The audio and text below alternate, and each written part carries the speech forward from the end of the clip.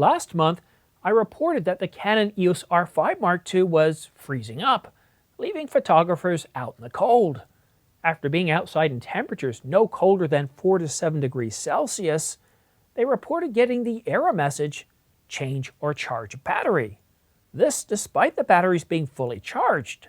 I've since been shooting with the Canon EOS R5 Mark II in temperatures all the way down to minus 18 degrees Celsius or minus 1 degree Celsius. So, did I encounter the problem over the past 2 months? Well, I'll answer that question in this video, but first, I have a simple request. Please subscribe to this channel. It doesn't cost you anything, helps this channel grow, and keeps you informed on the latest camera gear.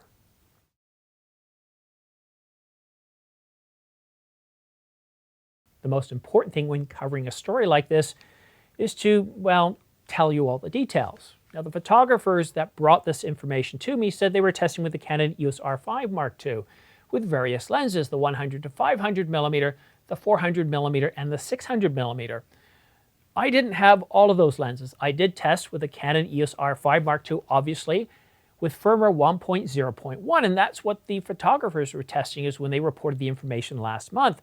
1.0.2 hadn't come out at that point, but I was able to test with 1.0.1 and 1.0.2. I also tested with Canon's LP-E6P batteries, the same as what the photographers were testing with, and also using the CFR20EP, something like that. It's the cooling grip with 2 batteries inside. Now, some of the tests I tested with just a single battery inside, but most of the tests I was testing with 2 batteries. So that covers the lenses. No, actually, it doesn't cover the lenses. The lenses I was testing with is the 50mm f1.2, the 1.4, the 100 to 500mm f4.5 to, I believe it's 7.1. It's an L series with the 200 to 800mm. Did I mention the 24 to 105 f4? I know I've left something out. Let me look at the screen. I think the 100mm f2.8. I pretty well used every single lens in my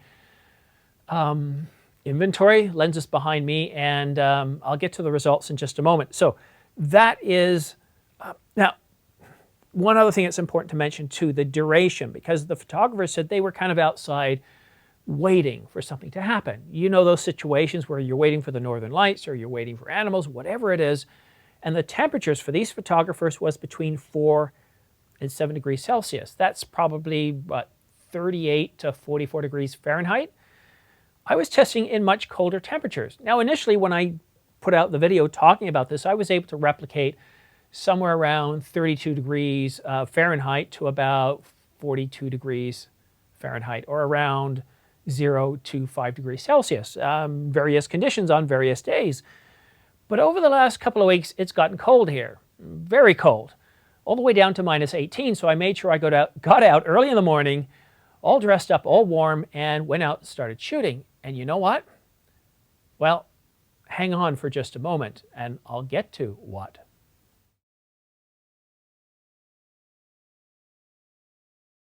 Just before I get to the results, there's one thing I forgot to mention when I was talking about the tests. Most of the early tests that I did, I would get outside. I'd have everything was room temperature, was warm. I'd go outside and start shooting and didn't encounter a problem. Then I would let the camera sit for about half an hour and start shooting again. Well, what I did this time is I tested what I would call real-life situations. I was trying to get certain shots. So most of the times, I basically took the camera, the R5 Mark II, with whatever lens I wanted to shoot with, on about a 30-minute walk before I was able to shoot. So everything at that point had cooled down. And trust me, if you're in minus 18 degrees or minus 1 degree Fahrenheit, things cool down pretty quickly. And once you start to get to around minus 20 and below, material science dictates that certain things start, well, certain strange things start happening, especially with batteries. They will basically lose their charge very quickly. You'll only get a short amount of time. But remember, the whole point of this video was not at super cold temperatures, where we were testing at 4 to 7 degrees. And then I decided to expand that test in winter and test at minus 5, minus 10, minus 12, all the way down to minus 18. And you know what? I didn't have a single problem with any of the lenses. And most of the tests, I went out there with the batteries fully charged. So I'd go out, do a test, come back in, pop out the 2 batteries, grab another 2 batteries here, because I've got 4 of these LP-E6P batteries, and go out and test again. And I'd reproduce that. But in the last few days, I started doing things a little differently. I'd go out and shoot, and 2 batteries, I got plenty of battery life. So today I went out twice. And you know what? And this is with batteries half charged. I was able to grab these shots. Yes, I know these aren't going to win me any awards, but I was doing this just to see if I had any issues. And at the same point, I was testing to see the noise levels with the Canon EOS R5 and the 50mm f1.4 VCM lens. And I had absolutely no problems with the batteries. I tried to test in every scenario that I could imagine. I tried every lens. I tried temperatures all the way down to minus 18 degrees Celsius, and I never had any issues related to battery wear than you would expect to see normally. And at minus 18, that's pretty impressive because, like I said, once you start to get south of minus 20 degrees Celsius, you can start to have batteries just all of a sudden completely lose their charge. And what I would normally do if I was going on one of those 30-minute hikes or 60-minute hikes to get to my destination, well, what I would do is I'd take the batteries out of here, put them in my pockets, go out to where I'm going, and then put in the batteries, and they'd probably last a whole lot longer. But yeah, no problems whatsoever.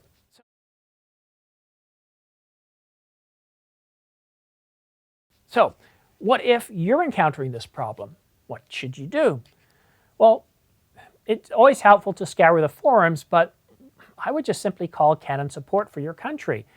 Give them a call and say, look, this is what I've been noticing. This is the temperature that's been happening at. This is the firmware of my camera. This is my camera. These are the lenses I was shooting at.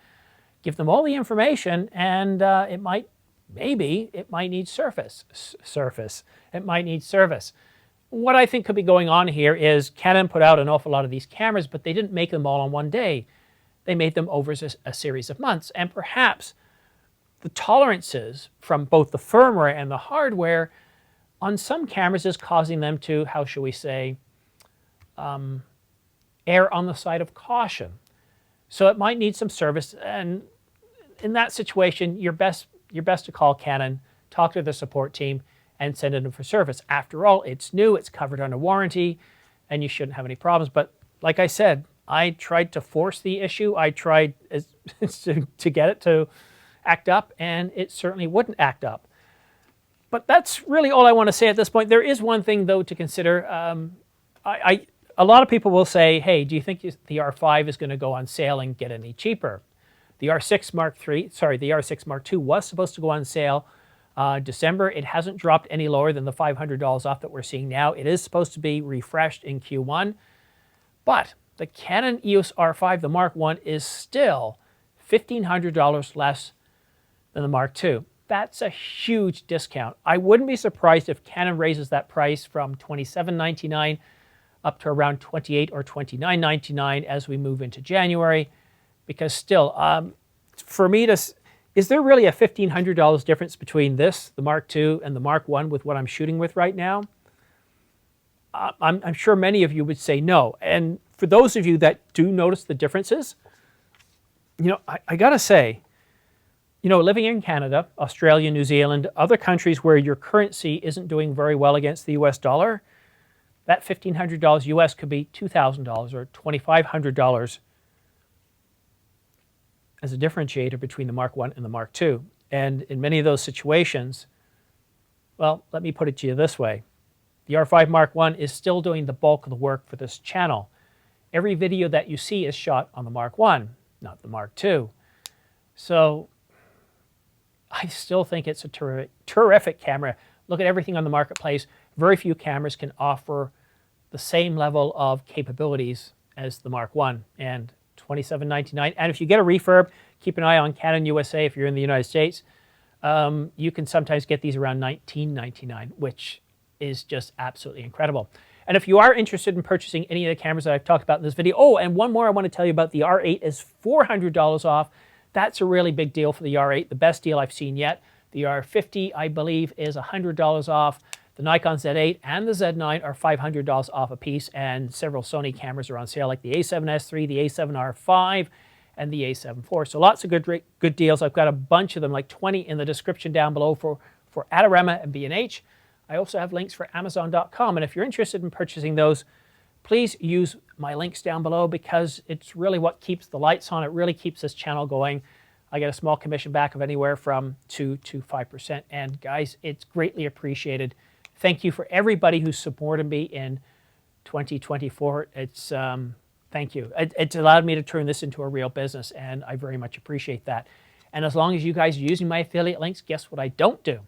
I don't put one of those 30 to 90-second sponsorships right at the beginning of this video. Don't you hate those? Yeah, I do too. That's why I'm talking about affiliate links at the end of the video, not at the front. So a big thanks to everybody who has supported this channel, and not just by, well, using my links, by engaging, by commenting, liking or disliking. It's very much appreciated. And your comments too. In the first couple of years, I got a lot of advice on various things from the setup to lighting to audio, and in the last year or so, I haven't received any comments. But I do want to reach out. I have changed my microphones. I'm not going to tell you the brand yet, not because there's anything wrong with the brand, but I'm good when it comes to video, but when it comes to audio, it's a completely new field. I'm not exactly happy with how I have the audio dialed in yet. And if anybody out there is an expert and understands how to use Final Cut and is willing to help me out if I send you a little audio track, please reach out to me using my email address at simondyates@gmail.com. You can also go to the info page of this channel and click on that little hyperlink. It's really weird how they have it, and my address is there.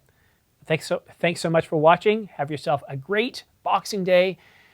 And also, I wish you a Happy New Year, although I wouldn't be surprised if another couple of videos will come up before New Year's. When is that? Next week? I think it's the middle of next week for New Year's. Anyhow, thank you so much for watching. I hope you're having a great break, a great Christmas vacation, Boxing Day, and I hope you had a really good turkey dinner. Thanks so much for tuning in. Have yourself a great day, and we'll see you again soon.